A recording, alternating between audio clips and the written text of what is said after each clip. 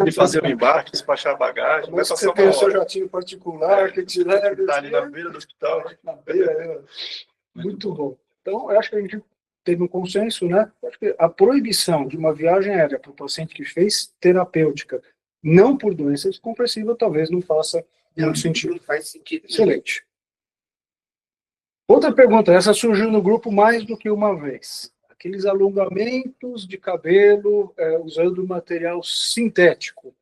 Bom, há restrição, não há? Se sim, quais os cuidados? E aqui eu pergunto, será que tem uma diferença na abordagem entre a multi e a monoplace? Começar pelo Igor, o que você acha? Aqui a gente tem um problema, né? Porque esses alongamentos capilares são feitos de uma heterogeneidade de material muito grande, quase sempre materiais que são extremamente combustíveis, né? E isso acaba sendo uma situação que causa essa dúvida em todo mundo. Quer dizer, poxa, a pessoa que vai lá, coloca uma grande quantidade desse material, qual o risco de realmente um episódio de uma faísca isso virar, né, alguma coisa de fato combustível que se torne um risco? Essa é uma situação que eu vou ser bem honesto, Marcelo, essa é uma das dúvidas que eu tive, né, dos temas que são propostos hoje. Eu queria ouvir a experiência de vocês sobre a respeito, né, até porque a gente tem diferentes materiais, tem a cola que é usada, e a gente fica com essa dúvida. Eu fiz um pequeno racional dessa pergunta, depois eu vou usar a experiência de nossos decanos. Eu acho que tem dois aspectos quando a gente fala desses alongamentos sintéticos. Primeiro, realmente, é isso que você falou, o material que eles são feitos. Eu dei uma pesquisada rápida, e esses são dois plásticos, que são os componentes mais comuns desses alongamentos capilares. E todos eles, sim, têm o potencial de armazenar energia estática. Certo? Eles são extremamente hidrofóbicos, certo? Eles repelem a água quando o ambiente, o material, ele é hidrofóbico, ele tem mais chance de gerar ou armazenar energia estática. Esse é um ponto. E o segundo ponto é o adesivo, com os quais muitos deles são fixados. Alguns não usam adesivos, né? Esses alongamentos capilares, alguns eles são amarrados com anéis, com grampos, com alguma coisa. Então, pelo menos nesse tipo de alongamento não tem problema, mas a maioria usa algum tipo de adesivo. A maioria desses adesivos é de queratina e o solvente é o álcool, e raras vezes um solvente à base de petróleo. Tá? Para os adesivos, o que eu encontrei é que todos eles têm um tempo de cura, ou seja, o material do solvente ele é eliminado completamente de 30 minutos até 24 horas. Tá? Então eu pergunto, presidente, Marisa, qual o cuidado que a gente tem com esses alongamentos capilares sintéticos? Essas coisas, assim, essa e outras, que as mulheres andam usando cada vez mais. Doutor Ivan, seja bem-vindo. Obrigado, boa noite. Essa e outras coisas que as mulheres andam usando cada vez mais, primeira coisa, não pode tirar. Porque realmente... Você quer perder uma paciente e arranjar uma briga? Perder a paciente é inventar de tirar alguma dessas e outras coisas. Então, o que a gente faz, não dá para ficar fazendo esse tipo de raciocínio. Será que já ainda está muito perigoso? Será que está menos perigoso? O que a gente faz é embrulhar com um pano de algodão e molhar. Todas as coisas que estão aparentemente perigosas, a gente faz isso. Embrulha com pano de algodão e molha. O que faz muito sentido, porque o algodão não transmite corrente elétrica e a umidade do tecido ele ajuda a dissipar essa energia estática. Exatamente. Não, isso é o procedimento comum. O que a gente não pode é não esquecer de fazer. Isso é muito importante. É aquilo ali, o seu técnico, o seu enfermeiro que vai colocar o paciente, a gente está sempre orientando. Tem que fazer isso, porque senão pode eventualmente causar algum problema, a gente não fez o procedimento. Então, isso é uma recomendação que vai lá desde o curso da doutora Maria, da experiência da gente, sempre foi assim, e sempre deu certo.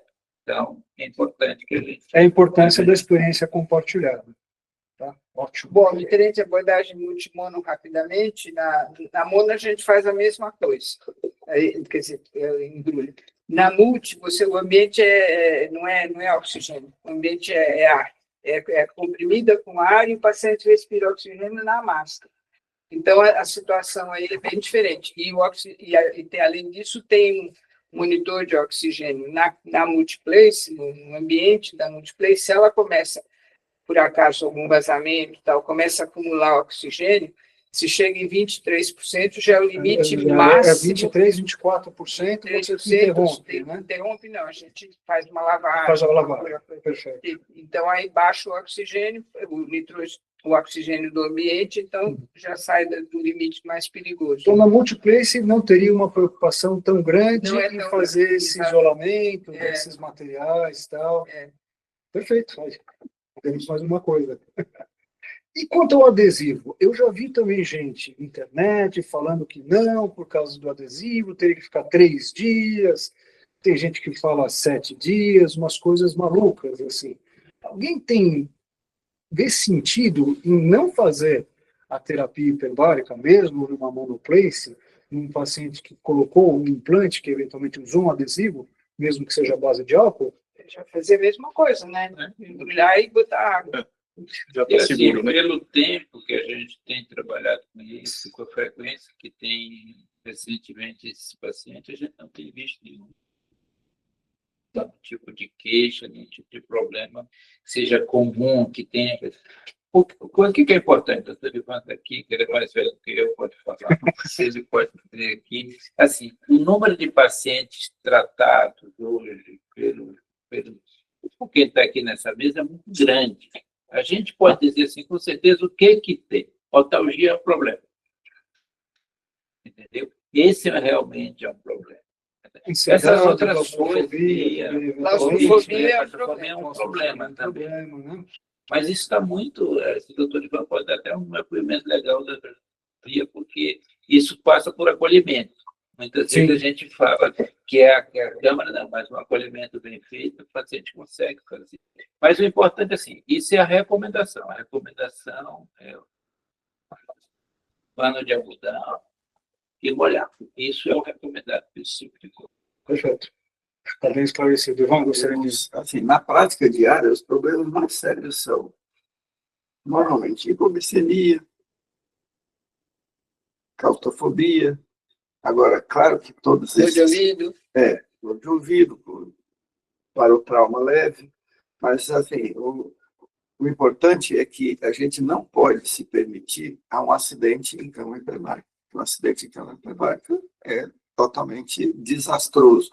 Então, todos os cuidados que a gente tem tomado desde que a gente começou com cama hiperbárica, desde o curso, desde as reuniões que a doutora Marisa promovia de segurança, a gente está sempre muito focado para os riscos de incêndio e riscos de acidente mais grave, que seria uma tragédia, seria uma explosão. Então, a gente sempre foca muito em segurança, principalmente para risco de incêndio. O lugar tem que ser o mais seguro possível em termos de produção de faísca. Tem que ter todo está sempre alerta para acompanhantes que pode estar fumando no entorno, qualquer coisa que gere faísca, ter muito cuidado com o paciente, que às vezes a gente recomenda para vir de casa com a roupa de algodão, e ele vem porque é mais cômodo e pode estar lá com um isqueiro no bolso, um celular no bolso. Então, todas essas nuances precisam ser muito levadas em consideração. Talvez por isso a gente tenha tão pouco acidente com cama hiperbárica. Felizmente, nenhuma explosão ainda. Aqui no Brasil. Até o pessoal colocou no grupo, né, uma câmera chinesa, né? Sim. Mas ele se esforçou bastante, o paciente, né? Ele levou o isqueiro e tentou fumar, pelo que eu entendi dentro da câmera. Realmente foi um esforço grande, né? Para a coisa não dar certo. Uma outra coisa que eu queria colocar ainda sobre esse tema, isso foi uma experiência nossa, é invertendo um pouco o jogo. Um paciente perguntou se isso prejudicaria o implante, o alongamento que ela tinha. Então, doutor, eu posso entrar? Vai mudar a coloração, vai mudar a textura. E essa era uma coisa que, no momento, a gente não sabia responder. Ela chegou a entrar em contato com a profissional que fez o implante, né? E essa paciente fez mais do que 30 sessões. De fato, não houve mudança no aspecto estético, tanto da coloração quanto da textura do alongamento. Tá? Então, isso também parece que não existe comprometimento para o paciente, porque esses alongamentos são bem caros, né? E são muito importantes para ele. Sim, quer arranjar uma briga, você tenta tirar, né? Eu lembro que no começo, quando esses implantes começaram a se tornar mais comuns, não na hiperbárica, mas no centro cirúrgico, que a gente usa a bisturi elétrica, era uma grande briga também, tá certo? As enfermeiras querendo tirar os implantes, os pacientes falam, eu prefiro não operar. É cílios postiços, né? Peraí. É a próxima pergunta. Pronto, você adivinhou. É a próxima pergunta. São as mesmas perguntas para o alongamento capilar. Então, agora vamos começar, já que você chegou atrasado, agora você responde essa. Normalmente a gente recomenda não utilizar, mas a gente tem dificuldades. Né? Tem pessoas que têm cílios que não quer ficar um dia sem eles, sem nada. E aqui é o mesmo cuidado para o implante. Né? Você tem que tentar manter, se possível, uma máscara com algodão umedecido. Mas na maioria das vezes a gente pede para retirar, para não utilizar durante. Essa é uma dúvida que eu tenho, porque o alongamento capilar, você bota lá o turbante moça e tal, e é relativamente confortável. Agora, você passar a sessão, eu vou fazer o papel do advogado diabo aqui muitas vezes. Né? A mulher ficar com o algodão aqui no rosto e tal, é uma coisa que geralmente dá para negociar um tapa-olho. Um coisinho de algodão. Faz um rolinho de algodão assim.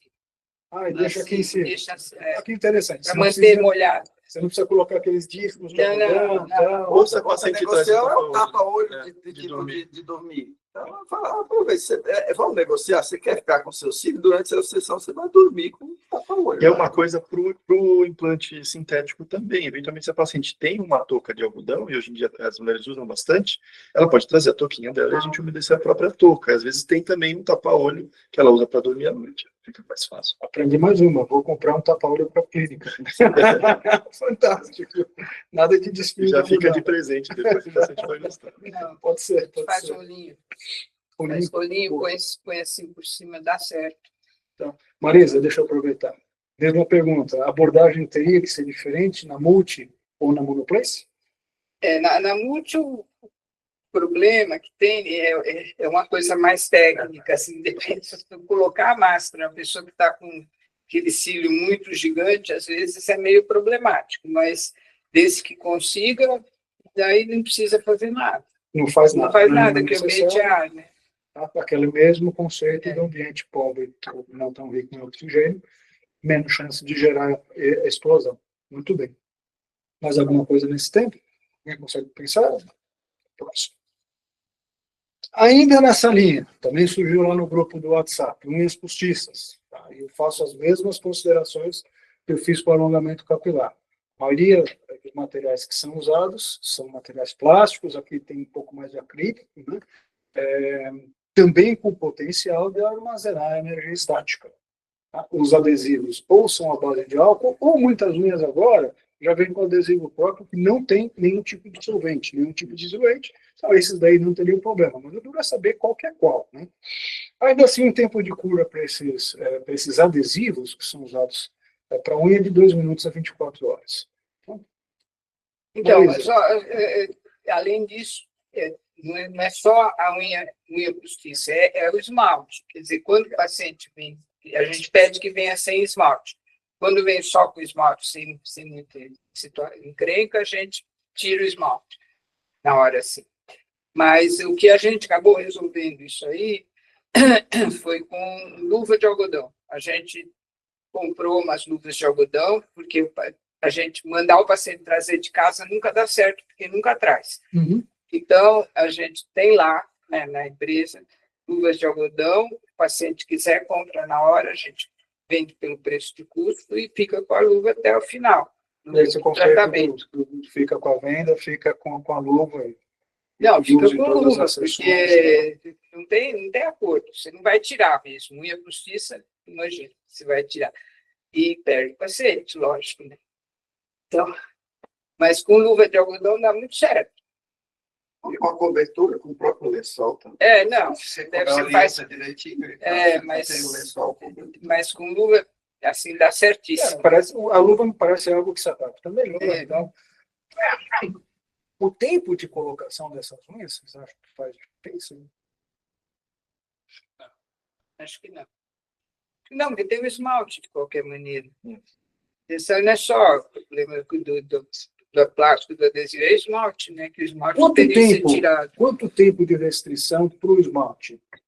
acabou de fazer a unha, faz diferença? Se a gente tira esmalte, se ver que não vai dar muito encrenca, a gente tira o esmalte. Se vai dar encrenca, a gente fala, então põe a luva. Perfeito. Se não quiser, acabou de passar na manicure. Não, mas acho que o tempo não faz diferença. Hoje acaba sendo uma coisa muito comum. As pessoas usam, a gente que dá uma orientada, o aluno põe um pano em cima, tá? A pessoa fica tranquila. Então, parece ser uma coisa importante, pelo número de sessões que a gente fez aí. É mais uma recomendação para você ter cuidado desse tipo de coisa, lembrar, né? Porque o grande problema dessas coisas simples que nós começamos a falar, não, das outras complicações, porque na rotina passa. Não, isso é verdade. Então, por isso que a gente está sempre recomendando. Olha, quem é o enfermeiro que coloca, o técnico que coloca, olha, vamos olhar essas pequenas coisas que é importante. Mas muitas vezes passa. Essa é a realidade. Tá? Mas não tem impacto. Pelo menos a gente não vê grandes problemas disso aqui. Marisa pode até falar a questão da fralda, né, que é um outro problema, que muitas vezes a gente coloca porque não tem como tirar. A gente cobre lá com tecido e pronto. Que é uma realidade. Mas a fralda, a impressão que eu tenho é que ela fica ali em contato com o colchão, com o lençol do colchão, ela fica coberta, né? Ela fica escondida, né? Acaba isolada pelo lençol do colchão e o lençol que cobre o paciente. Ela fica ali com duplo isolamento. E veio uma pergunta agora que eu não tinha pensado, né? Você falou das luvas de algodão. E luva de látex? Poderia ser usado? Não, acho que é muito mais, não chama combustível do que por causa da questão. Perfeito. Sim, essa pergunta é muito boa, porque alguém pode ter ideia, bom, então eu não tenho aqui luva de algodão, bota uma luva de plástico. Como eu falei, eu vou fazer o papel de advogado do diabo muitas vezes aqui. É uma coisa importante, que às vezes a gente quer usar por alguma coisa, uma luva paciente, uma sonda, esse tipo de luva. Digamos que seria um risco maior do que o próprio esmalte. Então é melhor, se não tiver, é melhor ir sem nada. Bota a mão para baixo do lençol, ou não tem a luva, bota, esconde. Põe debaixo do lençol, a exemplo de uma fralda. Perfeito.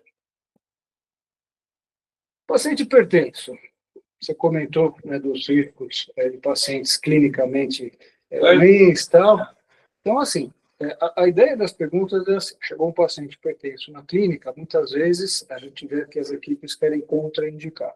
Primeira coisa, existe algum limite? Vou fazer essa pergunta para você, porque eu já sei que você estudou isso daí recentemente. Não, o que a gente tem que separar? Eu tenho um paciente que vão ter complicações relacionadas ao procedimento. Teotalgia, outro, eu tenho as comorbidades do paciente, que é o hipertenso, que é o cardiopata.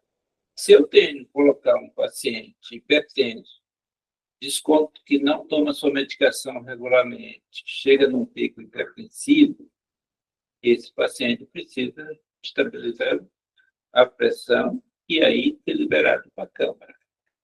É claro que, ao longo das sessões, eu estou medindo todo dia a pressão dele. Eu estou olhando para ver, você está tomando sua medicação, você está compensado, você não está compensado, você vai voltar no seu cardiologista. Por quê? Porque ele pode ser um paciente borderline.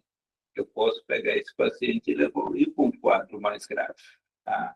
Então, eu tenho uma pressão que aumenta um pouco e depois ela diminui. Então, lá dentro não teria mais isso. Mas se eu tiver um paciente com uma pressão de 18 por 13, 14, esse paciente precisa olhar devagar. Eu medico ele, eu oriento e decido que não é uma contraindicação absoluta, mas eu tenho que observar esse paciente como um todo. Esse é um dos desafios da... Quem é que é muito complicado nesse tipo de situação? O paciente renal crônico. Então, esse paciente eu tenho que ter muito cuidado. Então, tem os cuidados básicos que a gente tem que ter. Assim, o paciente é hipertenso, eu tenho que saber se ele está orientado, toma medicação ou não. Antes de tomar qualquer decisão. Uma coisa importante assim, é tirar dados vitais antes e depois. Às vezes a gente até surpreende. Você tem um paciente com mais de 14 de máxima, é um paciente que você tem que ter alerta. Durante a sessão, ele faz vasoconstrição e pode fazer picos hipertensivos importante. E assim, com essa longa experiência nossa, a gente já viu pacientes que entram na câmara com pressão totalmente normal e saem com pressão muito elevada. É característica individual paciente. Então, assim, é norma no nosso serviço, sempre que o paciente é hipertenso e faz uma hiperreatividade durante o procedimento, você toma a medida antes, né, a medida depois, e vê que esse paciente está fazendo pico hipertensivo, avaliação cardiológica para poder ter uma muda o esquema terapêutico, muda, para a gente ficar atento. Mas sempre tem essas, cada pessoa pode responder de uma forma diferente. Isso é que o Ivan lembrou, é importante mesmo, que o paciente, durante a hiperoxigenação, ele fica vasoconstrito. Nos primeiros minutos. Nos primeiros minutos, ele pode piorar muito a hipertensão. Então, Exatamente. deixar o paciente hipertenso e na vigência de hipersão entrar na câmara é pedir para dar problema. Uhum. Então, pode não acontecer, mas é isso que na fisiologia da hiperbárica acontece. Né? Nos primeiros minutos, você tem o contato do oxigênio com o endotélio, você vai ter uma vasoconstrição. Mas logo em seguida, você pode ter uma vasodilatação, quando começa a liberar óxido nítrico, e você pode ter um efeito rebote. Ele pode até sair hipertenso de vez em quando, mas normalmente o paciente ele vai sair mais hipotenso. Certo? E esse também pode ser um problema. E, até puxando o gancho. Vocês acham que o paciente chegou hipertenso? Vale a pena tentar corrigir a pressão para ir na sessão? Certamente. Não, na hora. Na hora. Mesmo na hora. Corrigir a sessão e entrar no mesmo assim, dia. A seguir, né? Na hora que ficar bom, fica bom. Esse comportamento aí é do paciente normal, que ele fica com vasodilatação, daí tem óxido nítrico, daí ele fica vasodilatado, e daí isso é da pessoa normal. O paciente hipertenso, ele não é assim. O paciente hipertenso, ele fica mais hipertenso com qualquer estímulo hipertensivo. Ele é um hipertenso, né? Geralmente tem associação com doença aterosclerótica. Então a gente tem que, não sei se alguém discorda, né? Tem que tratar mesmo. Se você não está hipertenso, ele é um hipertenso, está hipertenso, tem que dar medicação e esperar melhorar. Eu tenho essa dúvida. Eu tenho por base não deixar, se o paciente chegou hipertenso, a ponto de contraindicar, a gente não tenta corrigir a pressão para fazer a sessão no mesmo dia.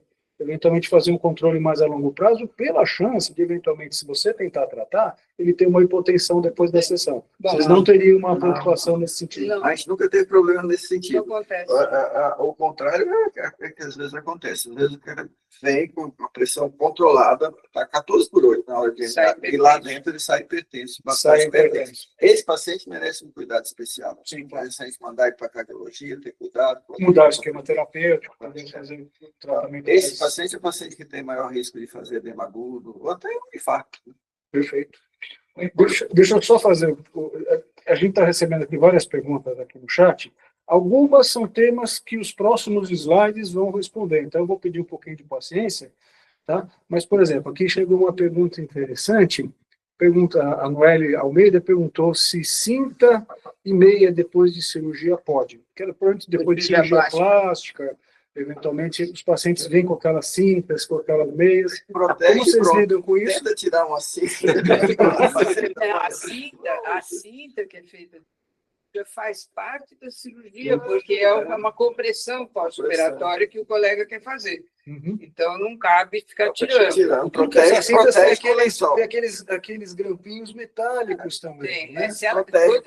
A gente tem mais medo quando é alguma coisa que tem velcro. Aí tem mais medo, porque realmente o velcro é 1000 vezes mais perigoso.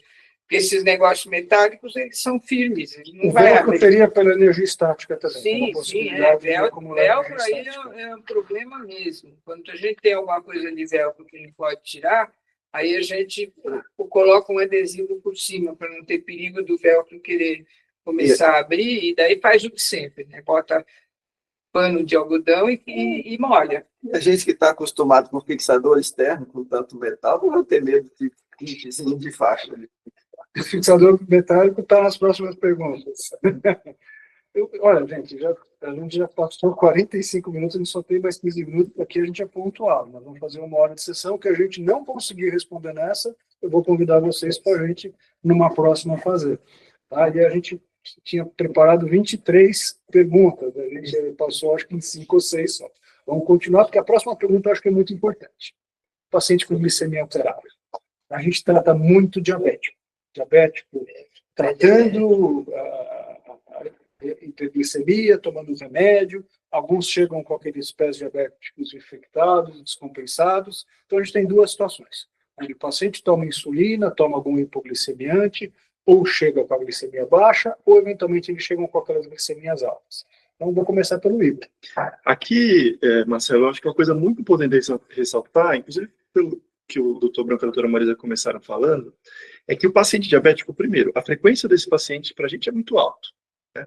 A gente vai ter muito paciente diabético porque está diretamente relacionado com a morbidade de úlceras vasculares, do próprio pé diabético, neuropatias e todos os transtornos metabólicos que acabam permitindo alterações infecciosas. Mais do que isso, além da gente ter uma prevalência muito alta do diabético dentro do nosso pool de pacientes, a gente tem uma situação que o paciente diabético muitas vezes é um paciente silencioso. Ele é um paciente que tolera hipoglicemias, ou aparentemente tolera, né? Não sente ali aqueles sintomas de uma baita dor de cabeça, um baita mal-estar, ele está tendo ali um estado hipoglicêmico perigoso, né? Muitas vezes, um quadro isquêmico do diabético também passa silencioso, né? O equivalente isquêmico do diabético, quer dizer, um infarto no diabético, que eventualmente possa acontecer durante uma sessão, ou na chegada da clínica, ou na saída da clínica, Neuropata, ele não sente dor. Muitas vezes ele não vai perceber. Então, acho que o primeiro ponto do diabético esse é um paciente que a gente tem que acender uma luz, para o que o doutor Branco falou, esse é um paciente que não pode entrar na rotina. Não, esse cara está vindo aí todo dia, está na 10ª sessão, está tudo bem, nunca deu problema, vamos deixar esse 10º para lá. Ou se ele me falar que teve um enjoo durante a sessão, se ele me falar que teve uma dor abdominal, besteira, né? O paciente tem enjoo, dor abdominal, nunca é nada. Não, o diabético exige uma atenção diferente, tá? Dentro dos nossos serviços da sessão de hiperbárica, esse é um paciente que vem talhado. Esse é um paciente que a equipe de enfermagem, a equipe médica sabe, porque esse cara é diabético, é uma informação necessária no prontuário dele. E a partir daí, é totalmente fundamental a gente ter a medida da glicemia capilar, né, antes e após a sessão, tá? Para a gente entender qual é a curva glicêmica desse paciente. Obviamente, idealmente, esse paciente não deve fazer a sessão em jejum, tá? Mas também, por outro lado, não deve comer uma feijoada antes de vir também. É óbvio que existe o consumo glicêmico, mas também não vai exagerar, né? Bem alimentado, para não ter glicemia de jeito nenhum, porque isso aqui baixa a glicemia. Não, também não. Mas a gente tem que ter um controle muito próximo desses pacientes. Eu acredito que todos os serviços que têm medicina hiperbárica precisam ter um protocolo próprio com relação à dosagem glicêmica e correção glicêmica. Vamos ser objetivo. O paciente chegou hipoglicêmico. Para não perder, o paciente pode fazer a sessão. Como é que vocês fazem? O paciente chegou hipoglicêmico, a gente percebeu isso. Porque ele veio em jejum, né? Isso é comum também. Estou indo fazer um procedimento, ou tomando insulina antes da sessão. A gente vai oferecer para ele algo que ele possa comer, ou orientar que ele coma algo, né? Como eu falei, não precisa almoçar para fazer a sessão, né? Mas, poxa, se ele come um bombom, se toma um copo de suco de laranja, às vezes um copo de cappuccino com açúcar já é o suficiente para chegar numa faixa adequada aí da glicemia e poder estar autorizado, sem riscos, a fazer a sessão. Quanto tempo você espera? Deu o alimento? Quanto tempo para entrar na... A gente geralmente espera um período aí de 15 a 20 minutos para repetir a glicemia capilar. Repete, e aí repete, se tiver baixa, dá comida de novo. Ótimo. Ou glisten, né? Que a gente tem uns sachêzinhos de glisten, quando tem menos de 120, a gente dá. Alguma coisa para alimentar, alguma coisa para calórica. Tá bom. Ivan, agora, e o inverso? Se o paciente tiver com a glicemia muito alta. A televisão deixou de cooperar. Acho que o controle está aí. Liga lá de novo. Vamos continuando aqui. Esse muito alto. Muito alto. Se é níveis que ele precisa de uma correção imediata, claro que ele pode esperar a sessão dele para mais tarde e vamos corrigir a glicemia dele. Está sintomático. Se ele está sintomático, tem 200, 250, nenhum problema fazer. A gente faz a sessão e manda ele voltar para corrigir os débitos dele no horário normal, sem nenhum problema. A gente não suspende porque tem 250 de glicose para fazer câmara. E claro que recomenda o endócrino que melhore o controle metabólico dele, porque na próxima sessão ele precisa estar melhor controlado. Então, se o cidadão tem 400 de glicemia, volta com a terapia intensiva, vai corrigir, deixa fazer a câmara depois que ele tiver a sessão. Bom, a gente normalmente... Só cancela o volume da televisão, por favor. Normalmente a gente não faz de rotina teste dos pacientes diabéticos, porque são muitos, como ele falou realmente, são muitos. O que a gente recomenda? Primeiro, não tomar insulina de tal forma que o pico da insulina possa coincidir com a câmara, porque a câmara dá hipoglicemia, não necessariamente hipoglicemia, mas baixa glicemia, que tem um efeito metabólico de muito uso de oxigênio, acaba caindo a glicemia. Então, o que a gente recomenda? Não usar insulina antes da sessão, né? 6 horas antes, se for glicemia insulina de alta, de efeito mais longo, prolongado, e 2 horas antes, se for insulina rápida. Regular. E, geralmente, a gente, se está em dúvida, se não conhece o paciente, se nunca fez alguma coisa, a gente faz dosagem de destro. Importante lembrar que o aparelho de destro ele não funciona dentro da multiplace. Então, se você, às vezes, quer fazer uma glicemia e o aparelho está lá dentro, ele não mede direito. Então, o que a gente tem que fazer é mandar para dentro da câmara, mandar para dentro da câmara um papelzinho, né? Colhe e aí mede fora. Aí dá certo. Mas, então, lembrar isso, dentro da mono não dá para fazer, lógico, mas dentro da multi a gente não faz também por causa disso. Mas, e se o paciente ou tomou insulina, ou está ficando hipoglicêmico, alguma coisa, aí a gente dá groselha. Que é assim, rapidamente você dá um montão de açúcar e tudo gosta. Olha assim, para quem tem grande movimento de câmara, esse é o efeito adverso mais frequente e é o que mais assusta os enfermeiros e tudo. Então, para a gente é muito importante. A gente faz em todo paciente diabético destro. E é um incômodo, porque eu vou lá fazer todo dia a sessão, além dos furos do andar, tem que tomar mais um furinho lá, quando eu venho de casa tem que tomar um furinho, mas leva isso meio que a sério por conta da frequência, porque é o efeito adverso mais frequente. Todas as vezes que a gente tem alguma coisa mais séria, normalmente é hipoglicemia. A gente raramente tem uma convulsão. A hora que a gente chega a 6 mil sessões de mês, a gente passa 1 ano, 2 anos sem ter uma convulsão. Ou tampouco um edema agudo. Que também ele toma todas as precauções, a gente fica atento à insuficiência renal, a gente não põe lá o paciente com insuficiência cardíaca descompensada, a gente fica atento para o cara que faz crise hipertensiva com frequência com a câmara. Então, isso, de uma certa forma, ameniza os riscos de efeito adverso e deixa, quando a gente está, todo final do mês que a gente faz a apuração dos efeitos adversos, e como seria disparado primeiro, junto com otalgia. E faz parte até da fisiologia, né, da metabólica, você ter esse aumento de metabolismo, né, você aumenta a capacidade de oxidação mitocondrial, você consome tanto oxigênio, como vai mais oxigênio para a mitocôndria, você acaba consumindo mais glicose. Certo? E ele já tem quase certeza, fala assim, alguém que chega, diabético que chega com 100 para entrar na cama, vai pôr na cama e vai fazer problema. A gente, só para corroborar, né? Diferente de nós, ele chega normais, ele chega com 100, 110 e não acontece nada. Não acontece nada. A gente também faz para todo diabético, isso a rotina fazia até antes, e a gente faz depois também, para ver como é que ele sai. O que é importante fica aqui? Porque assim, se eu tenho um ambiente controlado, eu tenho um serviço que já está bem estabelecido, que eu tenho uma equipe experiente e tal, eu posso até abrir mão da glicemia. Mas se eu sou um serviço novo, eu estou começando agora, eu estou estruturando minha equipe, tudo, e é melhor fazer a destro antes e depois. Porque isso dá mais segurança, você vai adquirindo experiência, você vai entendendo. É claro que eu era menino, doutora Maria tratava paciente com hiperbárica. Então, dá para fazer isso. Mas, assim, você tem um serviço novo, você não pode ter complicação. E essa é uma complicação importante. E isso leva o paciente a não voltar mais. Faz uma antipropaganda contra o procedimento. Então, a gente tem que ter muito cuidado. A grande recomendação dessa vez, hoje, a próxima que nós vamos fazer, nós estamos falando de segurança. É difícil recomendar 2 coisas.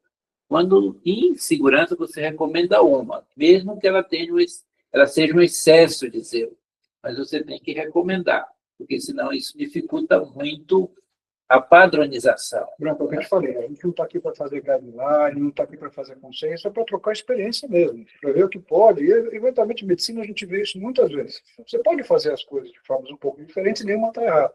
Certo? É mais para as pessoas, até mesmo poderem decidir o que é melhor dentro das suas próprias estruturas, dentro das próprias capacidades. O que a gente toma bastante cuidado é só essa questão de não tomar insulina. Quer dizer, você tem tempo de ficar aí conversando com o paciente já conhece e tal, certeza que ele não tomou insulina, normalmente tem outro ponto que pode a estar doutora... hiperglicêmico, mas se tiver hiperglicêmico também não acontece nada. A gente tem uma mesa composta por clínicas que trabalham com monoplace e com multiplace.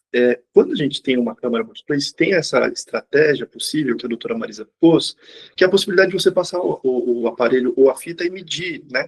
Na monoplace isso é um pouco mais difícil. Eu tenho que descomprimir, tirar o paciente para fazer uma medida se por acaso eu tiver em dúvida que ele está fazendo ou não hipoglicemia. Então, na multiplace, às vezes essa estratégia é possível durante a sessão. Né? Porque tem um técnico ali, ele pode levar o aparelho, pode passar, pega a ficha, a fita, passa para fora e tudo bem. Então, os sintomas do paciente são detectados mais precocemente com a multiplace que na monoplace, quando a gente vê, ele está pálido, suando, e aí tem um tempo para tirar e dá assusto às vezes. Mas, assim, a prática é fundamental. A gente que vive anos e anos, mesmo essa coisa que a gente discutiu da proteção dos implantes, pelo número excessivo de vezes que isso não foi rigidamente, nunca deu problema. Então, a gente tem uma certa segurança, claro que é uma recomendação, mas a gente tem uma certa segurança porque a chance de dar problema não é grande. Só para fechar essa daqui, então, porque eu quero fazer mais uma pergunta ainda hoje. Então, hipoglicemia, a gente dá algum alimento, algum carboidrato, até ele ter uma glicemia boa, evita de usar insulina antes e tal, pode mergulhar na mesma hora, uma vez corrigida essa hipoglicemia, e hiperglicemia não seria um problema muito grande se o paciente estiver bem, estiver compensado e tal, isso não nos traria muita preocupação. Com 500, ele vai fazer uma cetoacidose lá dentro. Vamos fazer até, talvez, a primária que até diminua um pouco a glicemia dele. Então, vamos lá. Mais uma pergunta hoje, aí pelo tempo a gente vai encerrar. Cadê? Marca-passo cardíaco interno. Doutor Branco, existe alguma restrição, na sua opinião? Se sim, quais cuidados a gente tem que ter? Hoje, com os marca-passos modernos, não teria nenhum problema. Porque hoje já foram testados, tem recomendação bem estruturada, vem na própria descrição do produto, que aquilo ali não tem problema. Os marca-passos mais antigos, que é difícil, alguém tem 15, 20 anos de marca-passo, não está mais. A durabilidade não chega tanto de marca-passo, se não me engano. Não, os marca-passos mais antigos, as pessoas já morreram, já não tanto difícil. Quando a gente começou, a gente tinha uma preocupação grande nisso, que alguns marca-passos precisava regular para poder entrar na Câmara. Mas isso faz muito tempo, né, Marisa, que a gente não vê mais isso. Hoje, atualmente, com os marca-passos atuais, é muito difícil. Eles são resistentes à pressão. O que eu pude levantar aqui, as principais marcas de marca-passos que eu acho que são comercializadas no Brasil, todos eles não têm restrição, não tem nada na bula. E até eu pergunto ajuda para vocês, eu vi alguma coisa nesse sentido, que pelo menos há uns 10 anos, os que passam a ser aprovados pelo FDA e pelo European Medical Agency, lá da Comissão Europeia de Saúde, que seria o FDA europeu, eles são testados para até 3 atas. Eu vi isso em algum lugar, eu não consegui pegar a referência. Sabe o que acontece na nossa, assim, ficou o ranço da gente ficar pensando em marca-passo e dar algum problema? Eu acho que é uma oportunidade, toda vez que é uma prática nossa, por exemplo, sempre consultar o fabricante, se está tudo bem. É até uma oportunidade de dar uma revisada, e frequentemente eles vêm dar uma revisada no marca-passo. Não para contraindicar ou indicar a cama hiperbárica, mas já aproveita a cama hiperbárica para dar uma revisada no seu marca-passo. E às vezes está tendo sem. A bateria já está fraquejando. A gente tem uma política de consultar para dar uma revisada. Às vezes eles vêm dar uma revisada marca-passo e está tudo certo, e a gente faz o problema do marca-passo não é o problema do ritmo do marca-passo, de ter que fazer ajuste, porque não tem eletricidade nenhuma dentro da câmera, então não tem por onde ela interferir nisso. O problema do marca-passo é que, antigamente, o Branco está falando, eles não eram resistentes à pressão, então deformavam o marca-passo, ou o aparelho. Era isso. E nunca mais era físico, não era magnético ou elétrico, era um problema físico. Era isso. Realmente, era muito delicado, né? Então, agora não tem São mais implantados, isso. né? São protegidos. Tem problema Então, nenhum. podemos dizer que, por os marca-passos, provavelmente para a grande maioria dos pacientes que nós vamos atender, eles são seguros, a gente não precisa ter nenhuma grande preocupação. Tá bem, encerramos aqui 1 hora. Acho que a Marisa quer fazer um convite para a nossa audiência, por favor. Não, eu só queria aproveitar que, por coincidência, uma das coisas que a gente discutiu aqui, que o Branco pontuou bem, é a questão de que quem lida com os pacientes são, frequentemente, os técnicos de enfermagem, técnico auxiliar de enfermagem, lida diretamente nessa hora, faz isso, faz aquilo. Então, é importante, isso é uma das razões pelas quais a gente acha que os técnicos têm que ter o curso de medicina hiperbárica. Uma das, né? Tem outras vantagens também, mas, enfim, é que, aproveitando aqui o curso, nós temos um curso de médicos, depois um curso de enfermagem, depois um curso de técnicos. O curso de enfermagem está terminando essa semana, e na próxima semana já começa o curso de técnicos. Então, eu queria convidar as pessoas que têm interesse em mandar os seus técnicos para fazer o curso, para entrar no site, né, cursohb.com.br, e escrever os técnicos, aproveitar a oportunidade, porque essa semana, dura uma semana só, o curso é gravado. Convite feito, convite anotado. Ivan, considerações finais? Considerações finais é sempre assim, o maior risco de câmara hiperbárica é acidente tipo explosão. E isso a gente tem que dar toda a prevenção possível, porque tem uma vez acontecido uma tragédia assim, não é a tragédia para todo mundo. Para todo mundo, para a medicina hiperbárica, para o paciente, para a clínica, para todo mundo. Então, a gente tem que estar sempre atento às recomendações da indústria. O aterramento tem que estar sempre adequado, corrigido sempre. Todo o aparato para evitar faíscas no entorno, não só do paciente, mas do acompanhante do paciente, tem que ter placas evitando não fumar, risco de incêndio, essas coisas todas. Não contar muito com o bom senso das pessoas. Não contar com o bom senso nunca, e principalmente nem com o bom senso do paciente, mesmo que ele já tenha feito 20, 30 sessões, e ele tenha sido recomendado, ele assistiu o filmezinho antes de entrar na cama, falando de todo o risco, mas frequentemente você vai e pega o paciente na entrada com o celular no bolso, ou com um isqueiro no bolso, a gente tem que estar não pode nunca abrir a guarda, tem que estar sempre falando, você está realmente adequado para entrar na câmara, porque esse é o maior risco. Igor? Bom, aqui, mais uma vez, exaltar a iniciativa da SMOB, acho que é uma discussão muito rica, a gente aprendeu bastante. Estou vendo aqui que no chat está pipocando de questões, acho que a gente vai ter que marcar, de fato, a gente vai responder sessões, isso tudo. Né? Tá? Assim, eu preparei 24 questões, a gente fez só 8, então a gente vai ter que voltar aqui, gente, não vai ter jeito, tá certo? Foi excelente. No máximo, no comecinho de dezembro, a gente volta, eu vou reunir essas questões, vou acrescentar eventualmente algumas outras, e a gente vai ter que fazer de novo. Tá? Mas muito legal, acho que entre pessoas que entraram e saíram, a gente teve mais de 100 pessoas aqui na audiência, muito legal. Eu acho que foi uma das melhores reuniões mais produtivas que eu vi. Então, agora eu passo a palavra para o nosso presidente encerrar. Bem, pessoal, obrigado. Eu acho que a doutora Marisa falou uma coisa aqui muito importante, que nós somos de risco 3. Significa que, assim como a indústria nuclear, a indústria da aviação, nós temos que seguir os padrões, fazer o checklist, fazer as verificações antes e depois.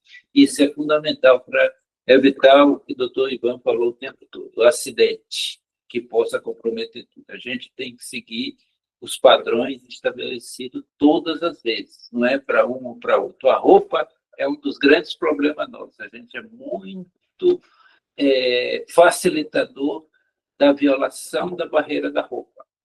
Então, a gente precisa colocar roupa de algodão sempre. Então, são coisas, assim como ver a pressão, assim como ver a glicemia. É isso que fica de mensagem final. Agradeço aí todo mundo, a participação de todos aqui, e vamos marcar a próxima para a gente aprofundar as outras questões que a gente não conseguiu evoluir aqui hoje. Pessoal, todas as dúvidas aqui vão ser respondidas na próxima, eu vou incluir aqui na apresentação. Boa noite. A próxima vai ser 3 horas. Muito bem, gostei.